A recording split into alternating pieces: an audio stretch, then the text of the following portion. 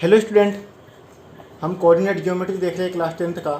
इसमें पिछले लेक्चर में हमने 1.2 एक्सरसाइज के क्वेश्चन नंबर 5 तक कंप्लीट किया था। आज हम क्वेश्चन नंबर 6 से देखेंगे। तो क्वेश्चन नंबर 6 आपको स्क्रीन पर शो हो रहा है। क्वेश्चन नंबर 6 से क्या बोल रहा है आपका कि if 1 2 4 y x 6 3 5 are the vertices of a parallelogram taken in order find X Y. अगर पैरेललोग्राम के वर्टिसेस है अगर ये एक ऑर्डर के रूप में, तब आपको एक्स और वाई का वैल्यू पता करना है।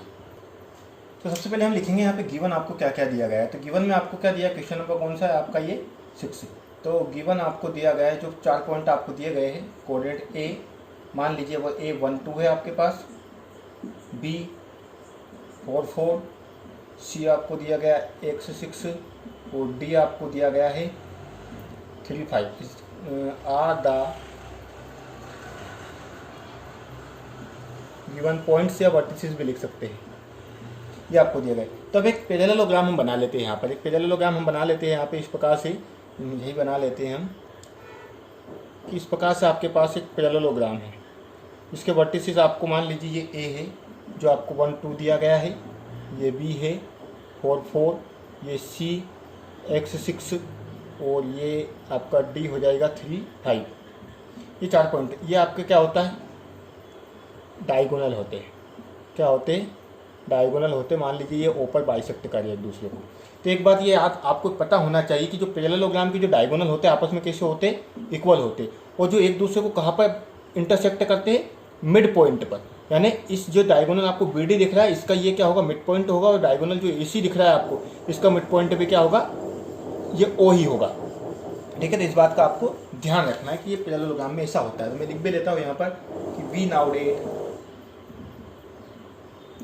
नो डेट द डायगोनल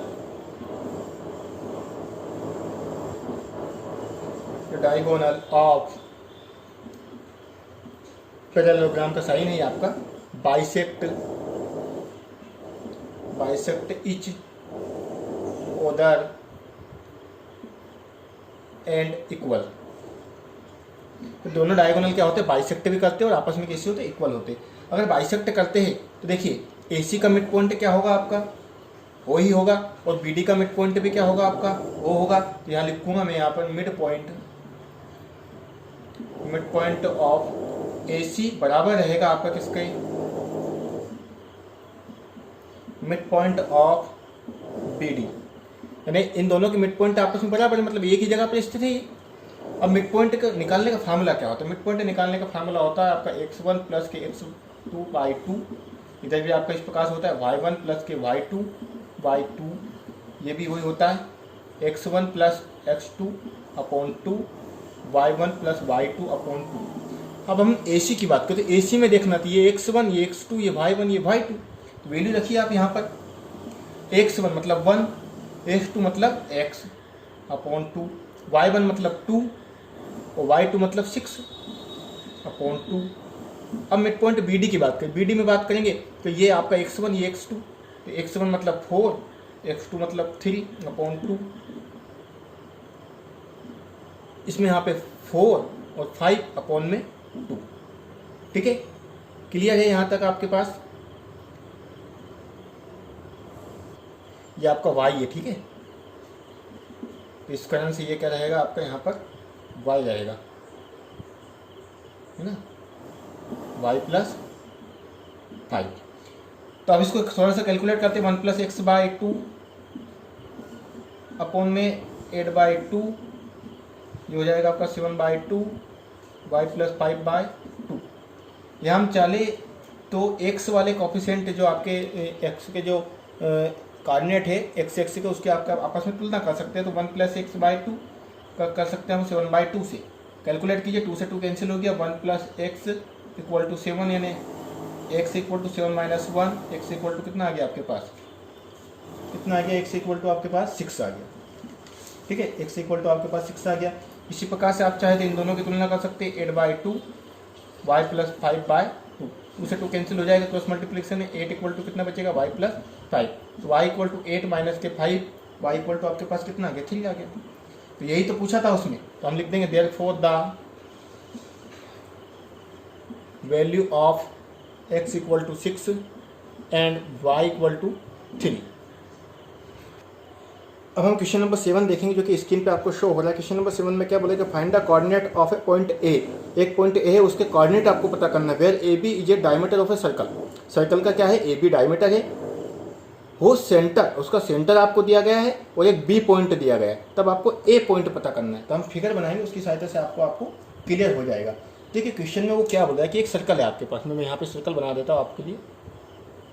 मान लीजिए इस प्रकार से एक सर्कल है और ए बी उन्होंने बोला कि उसका डायमीटर है, और ये आपका क्या हो जाएगा, सेंटर हो जाएगा। तो ये ए रहा, ये आपका बी रहा, और ये ओ क्या है, सेंटर है।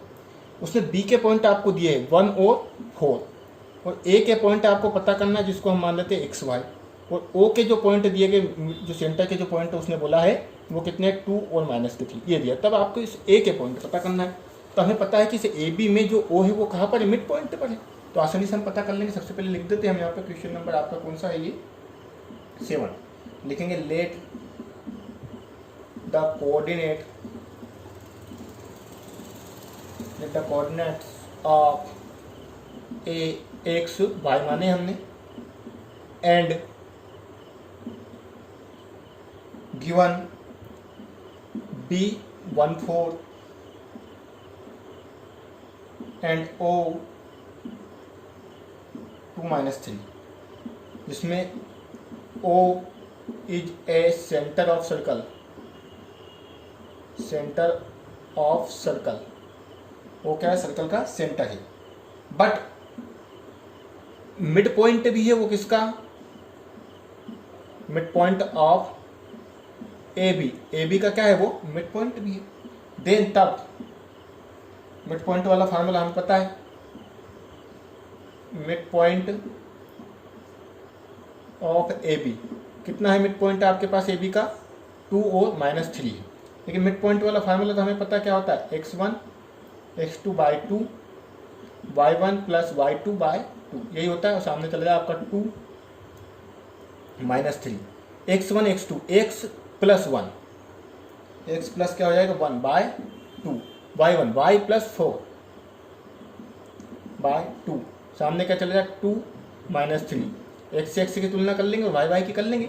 यहाँ हो जाएगा x plus 1 by 2 equal to क्या 2, x plus 1 equal to 4, x equal to 4 minus के 1, x इक्वल टू कितना आ गया 3 आ गया। इसी प्रकार से y प्लस 4 बाई 2 किस क्या हो जाएगा, सामने माइनस के 3 में y प्लस 4 माइनस के 6, y इक्वल टू माइनस के 6 माइनस के 4, y इक्वल टू कितना हो गया माइनस के 10। देयरफॉर कोऑर्डिनेट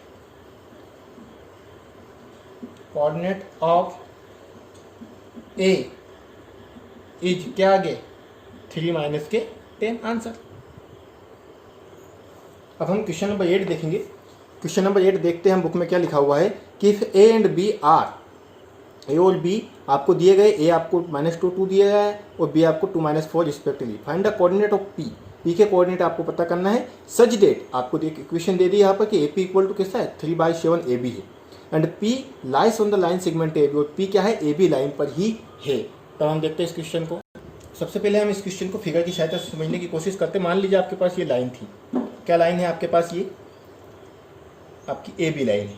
कौन सी लाइन है, ए बी, और बोलता है P इस पर एक पॉइंट है। तो हमने P पॉइंट भी ले लिया। ए के जो कोऑर्डिनेट आपको दिए गए -2 और -2 दिए गए, और बी के पॉइंट 2 - 4 दिए, और P के जो पॉइंट है हम मान लेते हैं x y। ठीक है, अब हमें पी के कोऑर्डिनेट ही तो पता करना है। तो सबसे पहले गिवन देखते हैं क्या क्या आपको दिया गया है।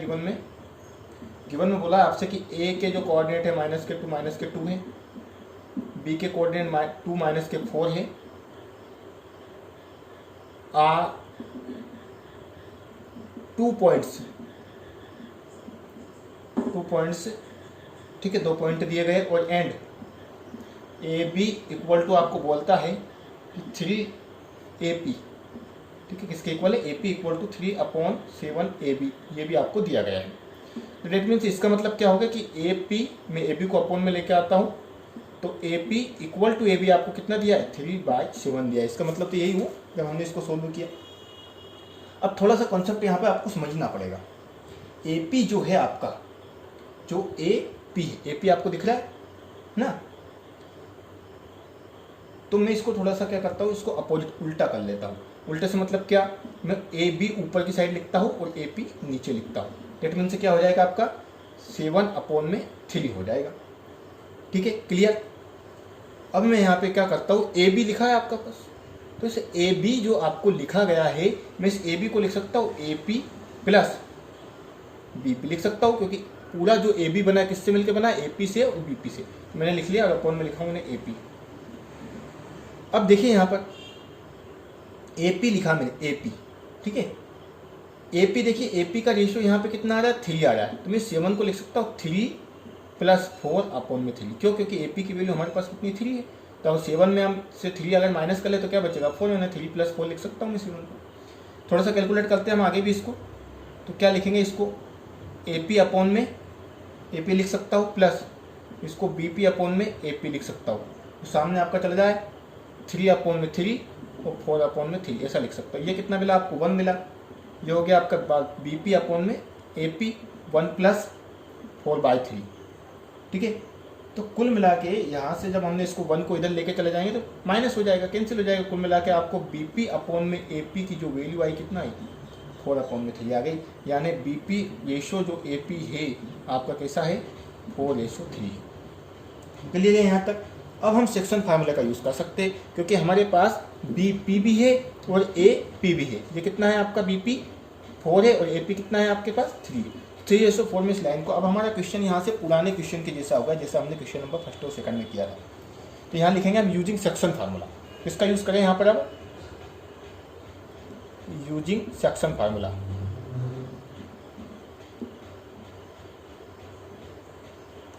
सेक्शन फार्मूला करते हैं, एक्स की वैल्यू निकालेंगे तो कैसे निकलेगी, m1 x2 m2 x1 m1 + m2। m1 का वैल्यू कितना है 3 × x2 का वैल्यू कितना है 2, m2 का वैल्यू 4, x1 का वैल्यू -2, 3 + 4। x का वैल्यू जब कैलकुलेट करेंगे 6 - 8/7, x का वैल्यू आपके पास निकल के आ गया -2/7। तो ये हो गया x का वैल्यू। अगेन y की वैल्यू के लिए सेक्शन फार्मूला लिखेंगे, m1 y2 m2 y1 m1 m2। यही होता है, m1 मतलब 3, y2 मतलब -4, m2 मतलब 4, y1 मतलब -2 अपॉन में 3 + 4 कितना हो गया, -12 -8/7, यानी y = आपको मिल गया -20/7। देखिए x और y दोनों की वैल्यू है, तो क्या लिख देंगे आंसर में, therefore the coordinate of p क्या लिख देंगे, -2/7 और -20/7। ये क्या है आपका आंसर है। अब हम एक्सरसाइज का क्वेश्चन नंबर 9 देखेंगे। क्वेश्चन नंबर 9 आपकी स्क्रीन पे शो हो रहा है, क्या बोलता है, find the coordinate of the point which divides the line segment joining A and B into the 4 equal parts. वह कोऑर्डिनेट आपको पता करना है जो एक लाइन को, ठीक है, जो आपके लाइन को कितने पार्ट में डिवाइड कर रहा है, 4 इक्वल पार्ट्स में डिवाइड कर रहा है। तो हम क्वेश्चन नंबर 9 में सबसे पहले फिगर की सहायता से इस क्वेश्चन को समझने की कोशिश करते हैं। तो बोला है कि एक लाइन है आपके पास, कैसी है, एक ए बी लाइन है, ए बी।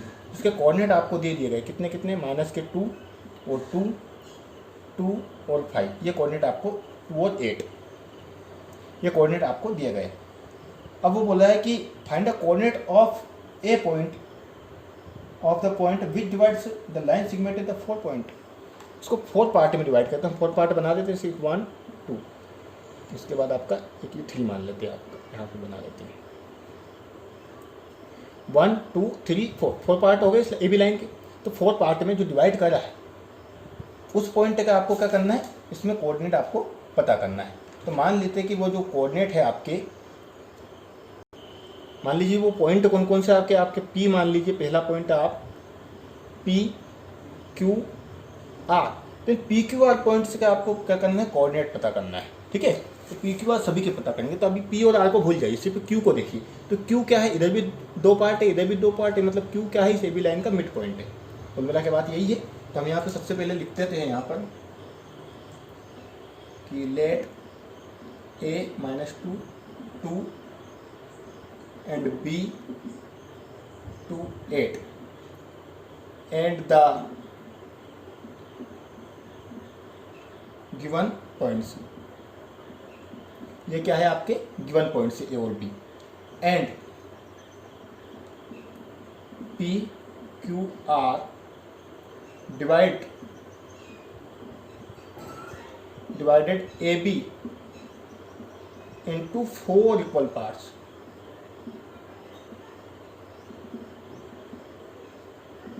मान लीजिए पी क्यू आर है, इसको 4 इक्वल पार्ट्स में डिवाइड करिए, तब हम जानते हैं बी नो डेट क्या जानना चाहिए कि क्यू इज ए,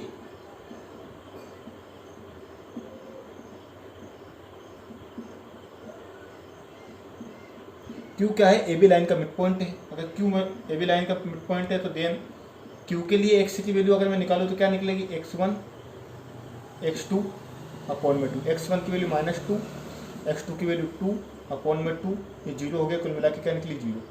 यानी इसकी जो कोऑर्डिनेट निकालूंगा तो एक वैल्यू आपको 0 मिल गई इसकी क्यू की। y की वैल्यू निकालूँ यहाँ से मैं y1 y2 अपॉन में 2, यानी क्या 2 + 8 अपॉन में 2, यानी कितनी मिल गई आपको 10 को डिवाइड करेंगे 2 से कितनी 5, यानी भाई की वैल्यू यहाँ कितनी मिल गई आपको 5 मिल गई। यानी आपने किसके पता कर ली, क्यू के कोऑर्डिनेट पता कर लिए, तीनों के कोऑर्डिनेट आपको पता करना है। तो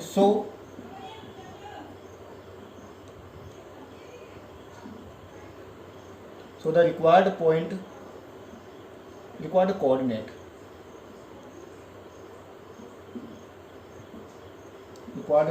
of Q कितने आ गए आपके पास 0 और 5, तो ये 0 और 5 आ गए।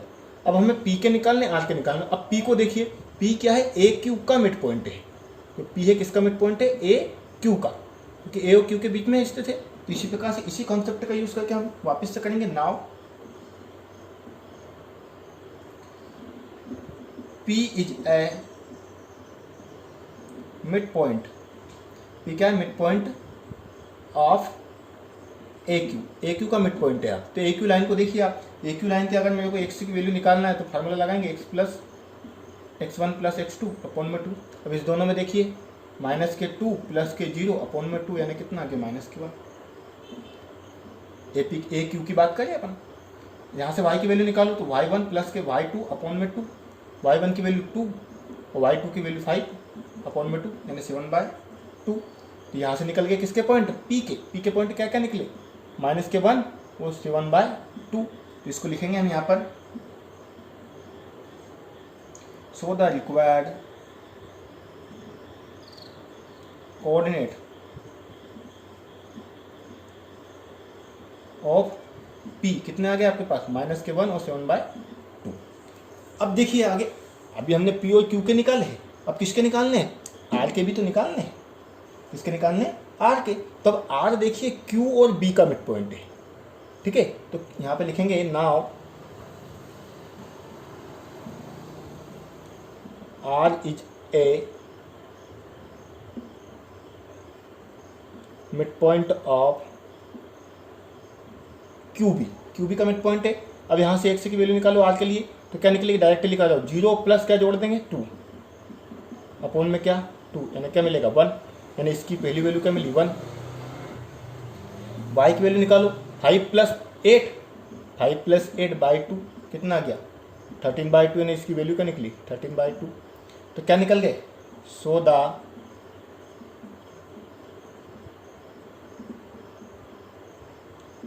रिक्वायर्ड पॉइंट ऑफ R या कोऑर्डिनेट -1 और 13/2, यही क्या है, ये और ये तीनों ही आंसर होंगे इस क्वेश्चन के, ठीक है। अब हम एक्सरसाइज के लास्ट क्वेश्चन देखेंगे। क्या बोल रहा है लास्ट क्वेश्चन आपको, find the area of a rhombus, समचतुर्भुज की बात कर रहा है। इस वर्टिसेस आपको दिए गए, चारों वर्टिसेस आपको दिए गए, टेकन इन द ऑर्डर, और हिंट भी आपको दी गई कि एरिया ऑफ रोम्बस क्या होता है, प्रोडक्ट ऑफ इट्स डायगोनल। मतलब क्या करना पड़ेगा, एरिया ऑफ रोम्बस निकालने के लिए आपको रोम्बस के प्रोडक्ट पता करने, रोम्बस के डायगोनल आपको पता करने पड़ेंगे। तो सबसे पहले इसको फिगर की सहायता से मैं आपको इसको समझाने की कोशिश करूँगा। तो आपको ये क्वेश्चन कौन सा है, क्वेश्चन नंबर 10 है आपका। तो मान लीजिए आपके पास एक रोम्बस इस प्रकार से है, यहाँ बना देता हूँ मैं आपको, इस प्रकार से आपके पास एक रोम्बस है, ठीक है, जिसमें आपके A B C D, मान लीजिए इसकी जो कोऑर्डिनेट है 0 3 0 है, 4 5 है, इसके कोऑर्डिनेट आपके -1 और 4 है, इसके कोऑर्डिनेट आपके -2 -1 है, ये कोऑर्डिनेट आपको दिए गए। और ये आपके क्या हो जाते हैं, डायगोनल हो जाते हैं, AC और BD। तो उन्होंने जो हिंट दिया उसके अकॉर्डिंग हम क्या करेंगे, AC BD को पता कर लेंगे। क्यों? क्योंकि diagonal of area of rhombus जो होता है 1/2 प्रोडक्ट ऑफ इट्स डायगोनल होता है। तो ये सबसे पहले हम लिखेंगे यहाँ पर late A 30 B 45 C -14 D -2 -1 are the given points। ये पॉइंट्स आपको दिए गए। तो मैं क्या करूँगा, सबसे पहले AC को पता करूँगा। AC क्या है, डिस्टेंस है। डिस्टेंस हमने पहली एक्सरसाइज में निकाल चुके हैं बहुत सारी हम। तो AC अगर मेरे को निकालना है, फार्मूला क्या होता है, √(x2 - k x1) का होल स्क्वायर y2 - y1 का होल स्क्वायर, यही होता है। x2 मतलब -1, किसी में से कोई सा माइनस कर दे तो भी आंसर नहीं पड़ेगा, क्योंकि तो भी आंसर नहीं पड़ता क्योंकि क्या लगा हुआ है, स्क्वायर लगा हुआ है। -k1 - k3 का होल स्क्वायर y2 - k यानी 4 - k 0, 4 - 0 का होल स्क्वायर। तो क्या आपको मिलेगा आंसर यहाँ पर, -4 का स्क्वायर, वही हो जाएगा 4 का स्क्वायर, यानी कितना आ गया 16 + 16 यानी 32। AC = 32 के फैक्टर कर लीजिए, क्या कितने आएंगे, 2 2 जा 4, 4 2 जा 8, 8 2 जा 16, 16 2 जा 32। पेयर कितने बन गए आपके, 2 पेयर बन गए, यानी 2 बार 2 बाहर आ जाएगा, तो √2 यानी आंसर आ गया आपका AC का 4√2। ये क्या मिल गया आपको, AC मिल गया। यूनिट लिख सकते हैं आप इसको, है ना। अब हम निकालेंगे BD। क्या निकालेंगे, BD। तो फार्मूला वही लगा देंगे वापस से हम। क्या होता है, x2 - k x1 का होल स्क्वायर y2 - y1 का होल स्क्वायर। अब BD वाली लाइन में देखिए, x2 क्या है, -2 और -k 4 का होल स्क्वायर। y2 की बात करेंगे तो -1 और -k 5 का होल स्क्वायर, कितना हो गया, -6 होल स्क्वायर, -6 होल स्क्वायर, दोनों -6 हो गए, कितना हो गया दोनों जगह आपका 36, ये आपका BD मिल गया। तो BD = आपके पास कितना आ गया, 36 72। फैक्टर अगर आप इसके करेंगे तो क्या मिल जाएंगे आपको, 6 6 जा 36, 36 2 जा यानी 6√2 यूनिट। ये आपको मिल गया BD। अब दोनों डायगोनल आपके पास है। उन्होंने हिंट में बोला है कि एरिया ऑफ रोम्बस का फार्मूला क्या होता है, ठीक है, यहाँ कर लेते हैं। एरिया ऑफ रोम्बस क्या होता है, 1/2 product of its diagonal, product of its diagonal, ठीक है। तो 1/2 दोनों डायगोनल हमारे पास आ गए, AC इंटू लिखेंगे हम BD, तो 1/2। AC क्या है आपके पास, AC आपका क्या आ गया था 4√2 और BD आपके पास कितना आया था 6√2, ठीक है। तो ये आपका देखिए 1/2, ये √2 और √2 मिलकर कितने हो गए, 2 हो गए, और 4 × 6, 2 से 2 कैंसिल हो जाएगा, है ना। 6 4 जा कितना आ गया 24 यूनिट स्क्वायर। यही क्या है आपका आंसर है, ठीक है। आज के लिए इतना ही इस लेक्चर में। नेक्स्ट लेक्चर में हम न्यू एक्सरसाइज स्टार्ट करेंगे। Thank you.